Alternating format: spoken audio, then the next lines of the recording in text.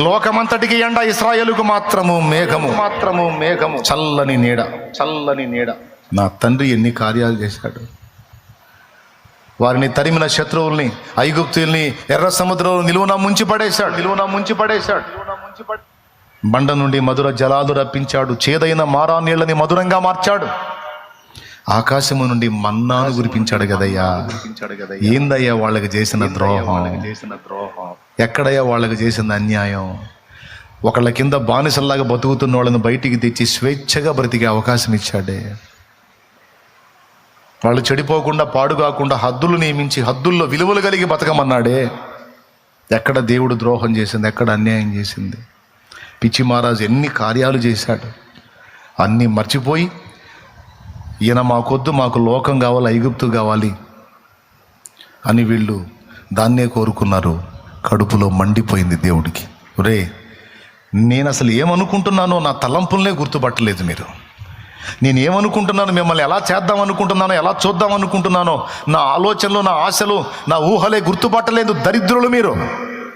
కాబట్టి మీరు నా విశ్రాంతిలో ప్రవేశించరు. ప్రమాణం చేస్తున్నా, నా విశ్రాంతిలో మీరు ప్రవేశించరు. మీరు మీ శవములు ఈ అరణ్యములో రాలిపోతాయి ఇప్పుడు అన్నాడు. ఎందుకంటే దేవుడు ఏమనుకుంటున్నాడో ఆయన ఊహల్ని గుర్తుపట్టలేని మూర్ఖులయ్యారు. ఫలితంగా 2 తప్ప 6 లక్షల కాల్బలం అన్న ఆమె మొత్తం అరణ్యంలో రాలిపోయారు. 40 ఏళ్ల జర్నీ అయిపోయింది.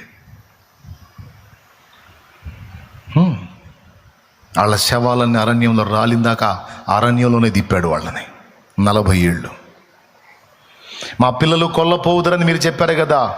కొల్లపోవటం కాదు, మీ పిల్లలకు దాన్ని స్వాధీనపరుస్తానని తండ్రులను అరణ్యంలో రాలగొట్టి పిల్లల్ని వాగ్దత్త దేశమునకు చేర్చాడు. బిడ్డలారా, దేవుణ్ణి బాధ పెట్టకూడదు, దేవుణ్ణి దుఃఖపరచకూడదు, దేవుని గురించి పొరపాటుగా ఆలోచించకూడదు. దేవుడు నీకు, నాకు, మనకి కొన్ని పరిస్థితులను రానిస్తే వాటి వెనుక ఆయన ప్రణాళిక ఉంటుంది, ఉద్దేశం ఉంటుంది, మనకు నేర్పే విద్య ఉంటుంది, ట్రైనింగ్ ఉంటుంది, మనల్ని ప్రక్షాళన చేయటం ఉంటుంది, మనలో ఎగస్టాలను తొలగించడం ఉంటుంది. మనకి ఏదైనా ఒక అనుభవాన్ని రానిచ్చాడు, ఒక శ్రమను, సమస్యను, బాధను, వ్యాధిని, శోధనను, కష్టాన్ని రానిచ్చాడు, కొన్ని మాటలు మనల్ని తగలనిచ్చాడు అంటే దాని వెనక కారణాలు ఉంటాయి. మనల్ని హెచ్చించడానికి కావచ్చు, లేదా మనల్ని దీనులు చేయడానికి కావచ్చు, మనలో ఉన్న ఎగస్టాలని ప్రక్షాళన చేయడానికి కావచ్చు.